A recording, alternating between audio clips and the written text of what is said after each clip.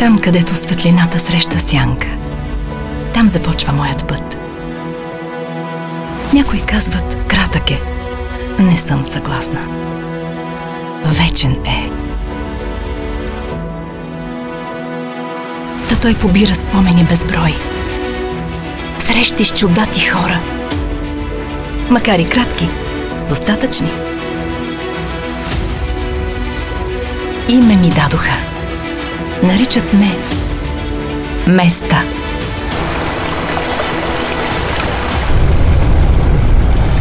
Заобиколена съм от красота.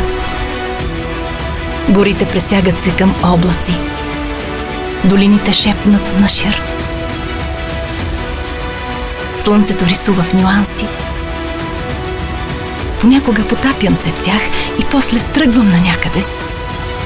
Друг път се извивам от любопитство и потеглям напред.